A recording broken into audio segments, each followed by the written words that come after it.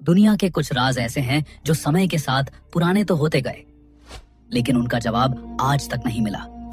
कभी एक ऐसी किताब जो एक अजीबोगरीब भाषा में लिखी गई जो आज तक किसी को समझ नहीं आई, और समंदर में एक ऐसा कंप्यूटर मिला जो हजारों साल पुराना हो, और कभी ऐसे पत्थर जो इंसान की समझ से परे हैं। तो सवाल ये है, क्या ये सब सिर्फ इतिहास की गलतियां हैं, या फिर एक ऐसा सच जिसे इंसान समझने के लिए तैयार ही नहीं? आज हम चलेंगे एक ऐसे सफर पर जहां हम दुनिया के सबसे रहस्यमय राजों को एक्सप्लोर करेंगे, ऐसी चीजें जिनका जवाब आज तक किसी के पास नहीं। दोस्तों, अगर आपने अभी तक हमारे इस चैनल को सब्सक्राइब नहीं किया है तो जरूर सब्सक्राइब कर लें, क्योंकि आपके एक सब्सक्राइब से हमें बहुत मोटिवेशन मिलता है और हम आपके लिए ऐसी और वीडियोस बनाते रहेंगे। तो चलिए शुरू करते हैं पहले रहस्यमय राज से, जो है वॉयनेज मैन्युस्क्रिप्ट, एक ऐसी किताब जिसमें दुनिया के नियम ही उल्टे लगते हैं। सोचो, तुम्हें एक किताब मिलती है जो एक अननोन लैंग्वेज में लिखी हो, जिसमें अजीबोगरीब पौधों की तस्वीरें बनाई गई हों, और जिसका मतलब समझने की कोशिश में दुनिया के जाने माने साइंटिस्ट भी फेल हो गए हों। यही है वॉयनेज मैन्युस्क्रिप्ट, दुनिया की सबसे रहस्यमय किताब। 1912 में एक रेयर बुक्स डीलर विल्फ्रेड वॉयनेज को ये किताब इटली के एक पुराने मोनेस्ट्री से मिली थी।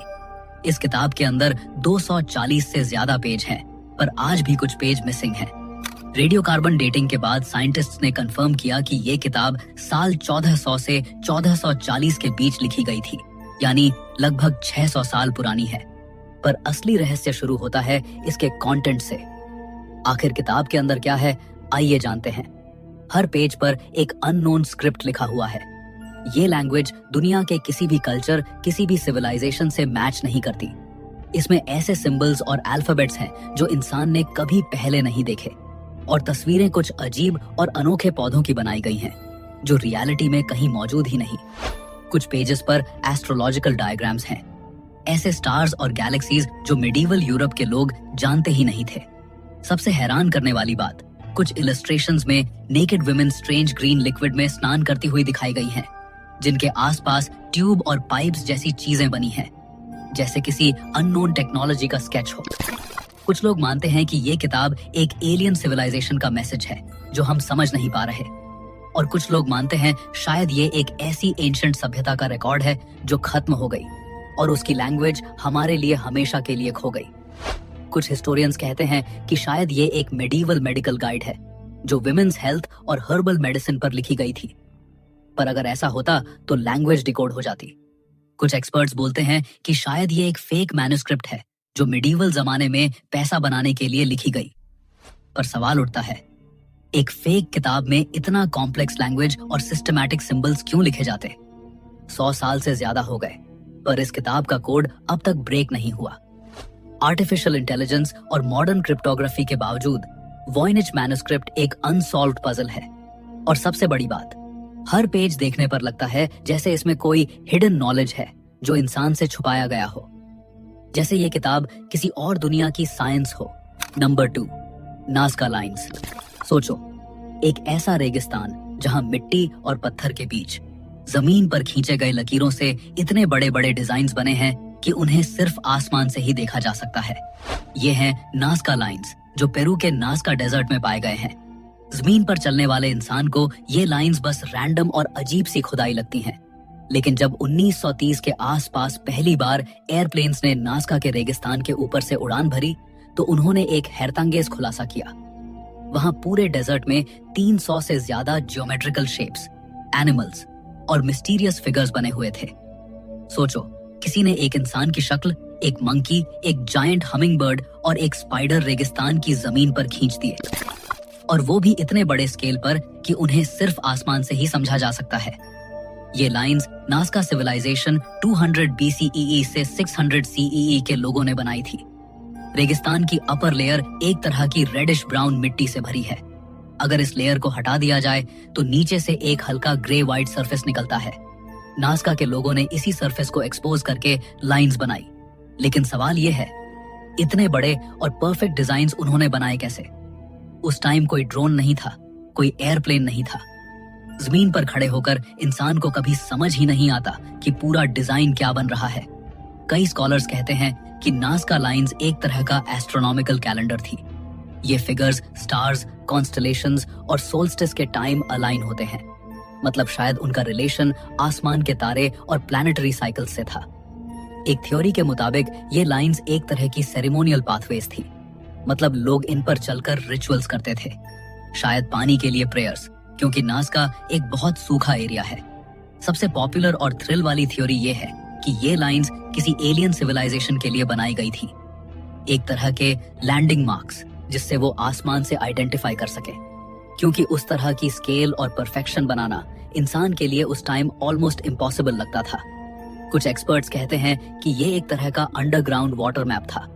नाज़का के लोग शायद दिखाना चाहते थे कि कौन से एरियाज के नीचे पानी अवेलेबल है। नाज़का लाइंस आज भी वैसे ही सेफ हैं जैसे 2000 साल पहले बनाए गए थे। रेगिस्तान का ड्राई क्लाइमेट और विंड्स की कमी की वजह से ये लकीरें कभी मिटती नहीं। यूनेस्को ने इन्हें वर्ल्ड हेरिटेज साइट डिक्लेयर किया, लेकिन मिस्ट्री अब तक वही की वही है। क्या ये डिवाइन प्रेयर्स थी, एक कैलेंडर था, या फिर एलियंस के लिए मैसेज? सोचो, एक पूरा सिविलाइजेशन ऐसे डिजाइन्स बनाता है जो खुद जमीन से कभी देख ही नहीं सकता। मतलब उन्होंने ये किसके लिए बनाया था? Number 3, pyramids of Giza. सोचो, एक ऐसा स्थान जो हजारों सालों से दुनिया के सबसे बड़े राज अपने अंदर छुपाए बैठा है। गीजा के पिरामिड्स। ये पिरामिड्स सिर्फ एक मकबरा या आर्किटेक्चर का कमाल नहीं है, बल्कि एक अनसॉल्व्ड मिस्ट्री का समुद्र है। सबसे ज्यादा डिस्कशन होती है ग्रेट पिरामिड ऑफ खुफू के अंदर छुपे हुए सीक्रेट चैम्बर्स के बारे में।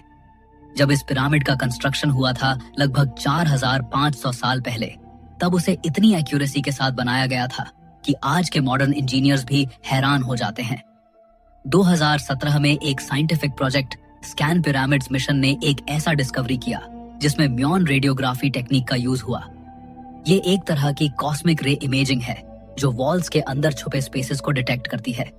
और तब साइंटिस्ट्स ने कंफर्म किया कि खुफू के पिरामिड के अंदर एक बड़ा हिडन वॉइड एग्जिस्ट करता है, लगभग एक कमर्शियल एयरप्लेन जितना लंबा। अब सवाल उठता है, ये चैम्बर किस काम का था? कुछ लोग कहते हैं कि ये एक कंस्ट्रक्शन कॉरिडोर था जो पिरामिड बनाते वक्त इस्तेमाल हुआ और बाद में सील कर दिया गया। दूसरे रिसर्चर्स मानते हैं कि ये एक रॉयल बरियल चैम्बर हो सकता है जिसमें अभी तक किसी को घुसने का मौका नहीं मिला। और कुछ थ्योरिस्ट्स का मानना है कि ये चैम्बर एंशिएंट टेक्नोलॉजी या फराओ के खजाने का सीक्रेट वॉल्ट हो सकता है। और मिस्ट्री और गहरी तब हो जाती है जब ये पता चलता है कि पिरामिड के अंदर आज तक ऐसे नैरो शाफ्ट्स और कॉरिडोर्स भी हैं जिनका पर्पज किसी को समझ नहीं आया। जैसे एक शाफ्ट डायरेक्टली स्टार्स की अलाइनमेंट में बना हुआ है, जो इस बात की तरफ इशारा करता है कि इजिप्शियंस का एस्ट्रोनॉमी और आफ्टर लाइफ के साथ गहरा कनेक्शन था। पिरामिड्स के अंदर के चैम्बर्स का राज अभी तक पूरी तरह सॉल्व नहीं हुआ। आज भी वहां एक्सपेरिमेंट्स और स्कैनिंग चल रही है, लेकिन अंदर फिजिकली एंटर करने की परमिशन नहीं दी जाती क्योंकि वो स्ट्रक्चर डिस्टर्ब हो सकता है। सोचो, अगर एक दिन ये चैम्बर्स ओपन हो गए तो क्या हमें एक खजाना मिलेगा, या फिर ऐसी नॉलेज जो इंसान की हिस्ट्री को हमेशा के लिए बदल दे?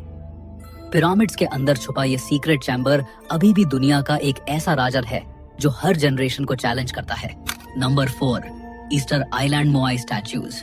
पैसिफिक ओशन के बीच एक छोटा सा आइलैंड है ईस्टर आइलैंड, और यहीं खड़े हैं वो अजीब और बड़े बड़े मोआई स्टैच्यूज जिन्हें देखकर हर इंसान हैरान रह जाता है।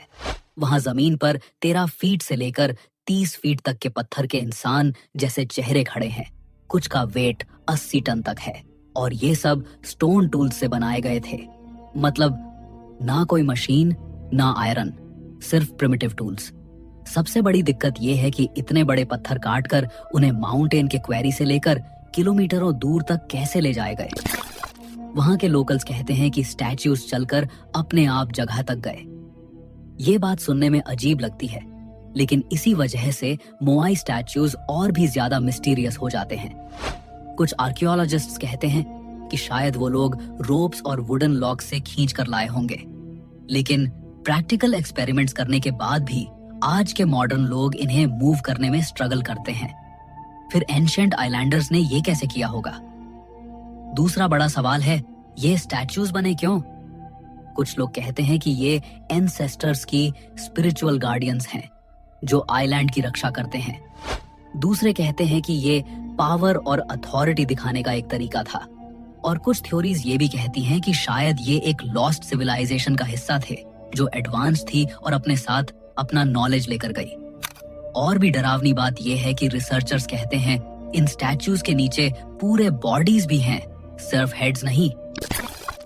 जमीन के अंदर दबे हुए बड़े टॉर्सो पार्ट्स भी मिलते हैं जो बताते हैं कि स्टैच्यूज असल में इंसान के पूरे शरीर का रिप्रेजेंटेशन थे। मतलब सेंचुरीज तक लोग समझते रहे कि ये सिर्फ बड़े हेड्स हैं, लेकिन सच और भी गहरा निकला। रात के वक्त जब हवा तेज चलती है और समुंदर की लहरों की आवाज आती है, मोआई स्टैच्यूज एकदम जिंदा जैसे लगते हैं, जैसे वो अपनी आंखों से तुम्हें घूर रहे हों। Number 5, Bermuda triangle. Atlantic ocean के एक हिस्सों में एक ऐसा ट्रायंगुलर एरिया है जिसे बरमूडा ट्रायंगल या डेविल्स ट्रायंगल कहा जाता है। इसके 3 पॉइंट्स हैं, फ्लोरिडा, बरमूडा और प्यूर्टो रिको, और इन तीनों पॉइंट्स को मिला दो तो बनता है एक विशाल समुद्री त्रिकोण जिसमें कई जहाजों और हवाई जहाजों ने बिना किसी निशान के गायब होकर दुनिया को हमेशा हैरान कर दिया। सबसे ज्यादा मशहूर केस 1945 में हुआ था, flight 918। 5 American navy bombers training mission के लिए निकले थे। कम्युनिकेशन में उन्होंने बोला कि कंपास काम नहीं कर रहा, डायरेक्शन क्लियर नहीं हो रही। फिर कुछ घंटों बाद उनका कांटेक्ट डिस्कनेक्ट हो गया और उन सब के प्लेन्स बिना किसी ट्रेस के वैनिश हो गए। और सबसे हैरानी की बात, उन्हें ढूंढने जो रेस्क्यू टीम गई थी वो प्लेन भी वहीं गायब हो गए। सिर्फ प्लेन्स ही नहीं बल्कि अनेक शिप्स भी यहाँ से वैनिश हो चुके हैं। यूएसएस साइक्लोप्स एक बहुत बड़ा नेवी शिप जिसमें 300 से ज्यादा लोग थे बिना किसी एसओएस सिग्नल के बरमूडा ट्रायंगल में खो गया। न तो कोई शिपरेक मिला, न कोई डेड बॉडी, बस एक पूरा का पूरा शिप हवा में गायब हो गया। कुछ साइंटिस्ट्स कहते हैं कि यहाँ के मैग्नेटिक फील्ड्स कंपास और नेविगेशन इंस्ट्रूमेंट्स को डिस्टर्ब कर देते हैं। Methane gas hydrates. Ocean floor के नीचे से मीथेन गैस निकलती है जो पानी का डेंसिटी चेंज कर देती है और शिप्स आसानी से डूब जाते हैं। कुछ थ्योरिस्ट्स मानते हैं कि यह एरिया एक एलियन बेस है जहां से वे इंसानों को अपने एक्सपेरिमेंट्स के लिए ले जाते हैं।